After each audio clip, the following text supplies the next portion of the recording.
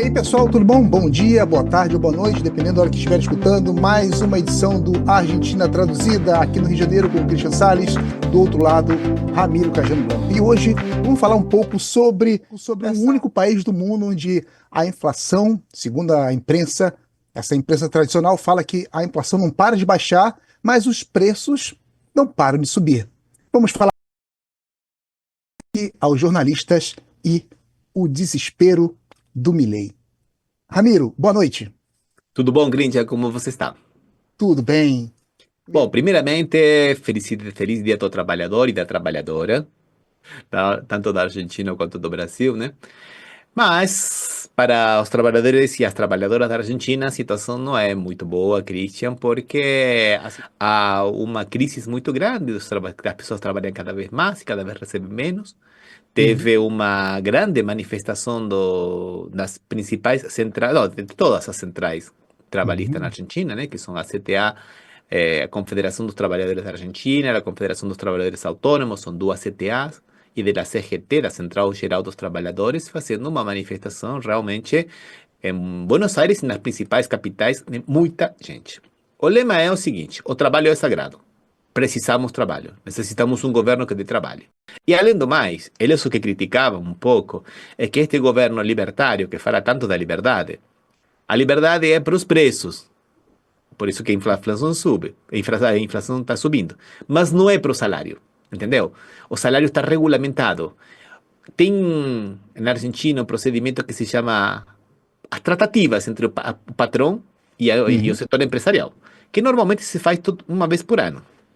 Só que com a inflação se está fazendo cada 3 meses. Então chega a um acordo e determinam quanto que vai subir o salário, entre outras coisas também, porque também tem as modalidades do trabalho também, né, Christian? E tem que pode ser homologada pelo governo, seja autorizada pelo governo. E aí vira lei para todo esse setor. Tanto seja dos gastronômicos, do setor da construção, etc. E o governo já disse que só vai autorizar, vai homologar aquelas que não superem 1% ao mês. Quando você Hum, tem uma inflação que está disparada, a inflação, hum. só para falar dos últimos meses, Christian, a inflação de março foi de 3,7. E a de abril, está todo mundo falando que não vai ser inferior a 3,3. Então você está pensando que tem 7 pontos de inflação em 2 meses, sendo que vai ser autorizado, digamos, a atualização do salário em 2%. Só em dois Dois meses por... vai perder 5% o trabalhador, nos últimos tempos, né?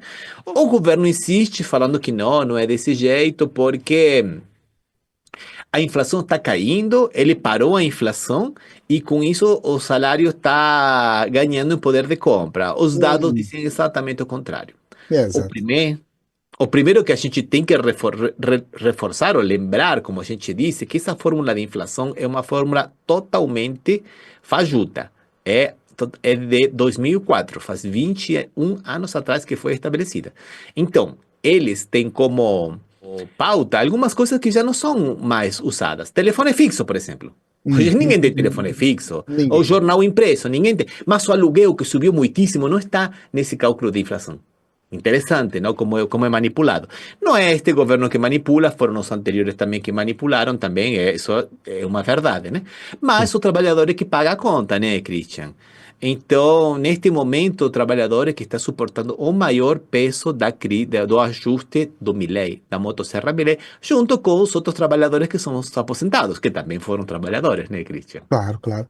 Mas você está falando em trabalhador, está falando desse problema aí tudo, e você acaba me apontando um outro problema grave, que é o trabalho da própria imprensa, o trabalho dos jornalistas. O que está acontecendo hoje com eles lá na Argentina?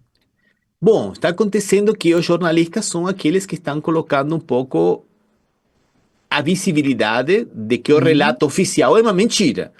E não uhum, os jornalistas de oposição. Os próprios jornalistas que até ontem mesmo eram todos oficialistas, que estavam falando que dava certo, que estava fazendo o governo, estão começando a ter uma visão um pouco mais crítica. Estão dizendo, olha, isto não está certo. Olha, as pessoas não estão conseguindo pagar um aluguel. As pessoas não estão conseguindo ter 4 refeições por dia. O consumo de uhum. carne está caindo. Tudo o que a gente vem falando aqui, os jornalistas ou do próprio oficialismo estão falando. E aí o Milei reage de uma forma violenta. violenta. Semana passada, ele chegou a falar que não estávamos odiando o suficiente os jornalistas mentirosos. Hum, Eu te digo sinceramente, é uma frase muito, mas é muito triste isso. Porque como que o governo vai mandar odiar? A gente não odeia o suficiente. Bom, o que aconteceu isso? Aconteceu que não teve jeito, né, Christian? Houve um atentado contra um jornalista, contra o jornalista Navarro, que é um dos jornalistas de oposição mais ouvido. Tem um meio chamado El Destape, que é muito grande. Me faz lembrar um pouco o ICL aqui no Brasil, para a gente fazer sim. uma comparação, Uhum. que é independente, que tem os anunciantes, mas tem muito trabalho de colaboração dos próprios ouvintes. E foi Uhum. agredido, ficou 15 dias hospitalizado Que este homem. isso, cara? Que Foi agredido doido. 15 por dias? exatamente, ao grito de mentirosos, mentirosos, mentirosos. Estava num hotel fazendo uma reunião de negócios, veio uma pessoa para brigar com ele, veio outro por trás e realmente deu um soco, como ele disse que nunca recebeu na vida. Ele ficou hospitalizado 15 dias, está voltando agora aos poucos para o trabalho. Um fato interessante, todos os jornalistas, inclusive os oficialistas, repudiaram essa agressão. E o qual é uma Sim, coisa sim. também para destacar, porque na verdade todo mundo está pensando, o próximo posso ser eu. A gente já vem, Christian, de uma agressão muito grande de Milei contra os jornalistas. Não é este o fato isolado. Já estamos vindo. Então, é uma coisa que vai crescendo. Podemos começar com que o Milei fechou a Agência Nacional de Notícias, TELAM, criada em 1947, e que nenhum governo, nem a ditadura, tinha mexido com ela. Era uma agência do Estado, como tem a TVE, outras estatais Sim, do mundo inteiro, a BBC, sim. a Deutsche Welle, bom, era a Telam, que era uma agência de notícias muito profissional. Ele fechou. E Meu depois Deus. uma crítica constante contra os jornalistas. Ah, e depois não podemos esquecer, né, que tivemos um jornalista, Pablo Grillo, que teve uma bala de borracha na cabeça. Está agora começando a ter um pouco de estabilidade na UTI. Isto aconteceu 12 de março. E atiraram Naquelas manifestações daquele dia. naquelas manifestações que ele estava tirando fotos, Uhum, Cristian. já tem tempo isso já.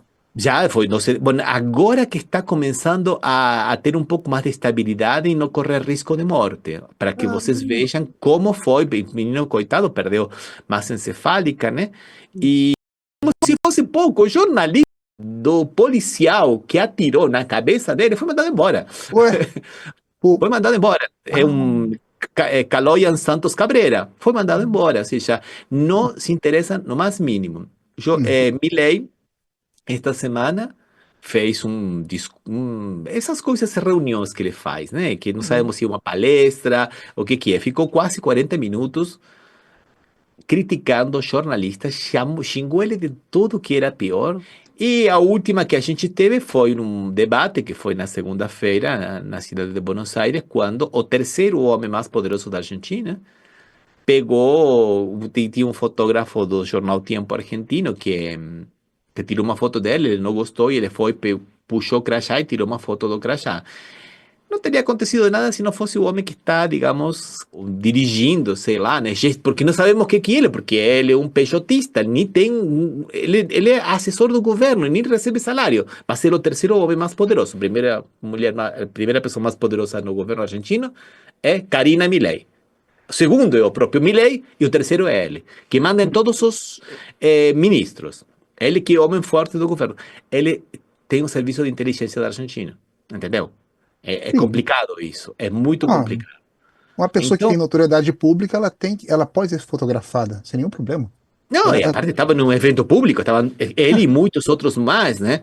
Ele cismou com este menino que foi muito profissional, mas está hum, todo mundo falando que não são coisas que sejam. Mas eles estão fazendo isso porque o relato do governo está acabando, Christian. é o que nós estamos falando agora desde o começo, né? Milley está desesperado, né?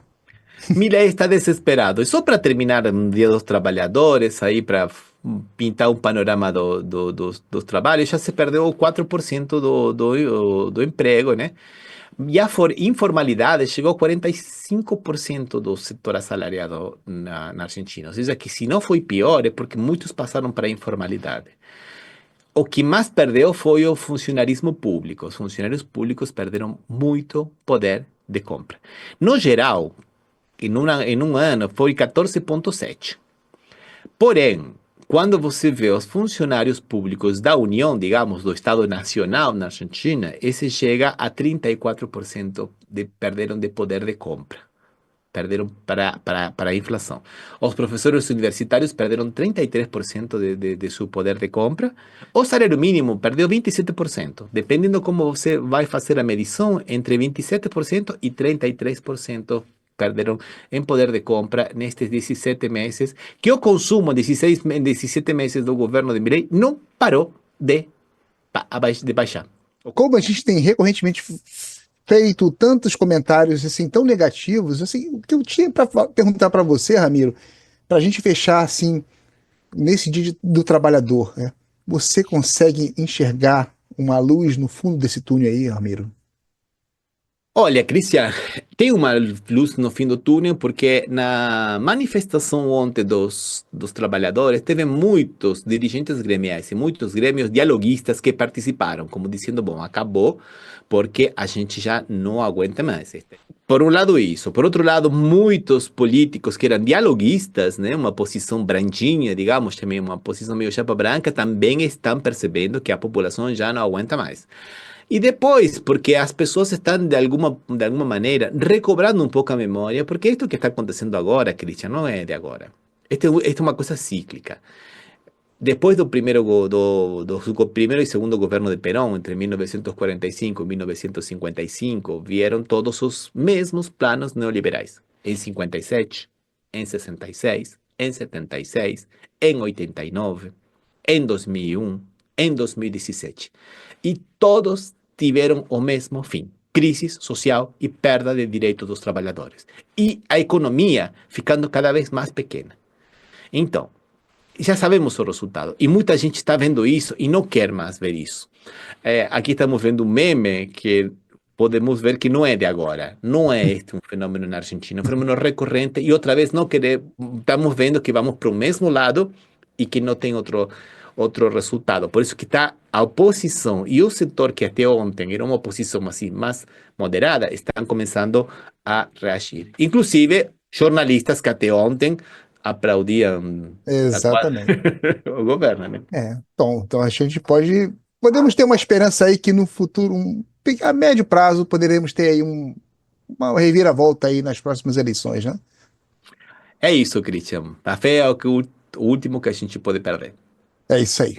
Ramiro, brigadão pela sua colaboração aí nesse Dia do Trabalhador. Obrigado, pessoal. Comentem, façam suas críticas, seus comentários, que são muito importantes. Um abraço. Abraço, Christian.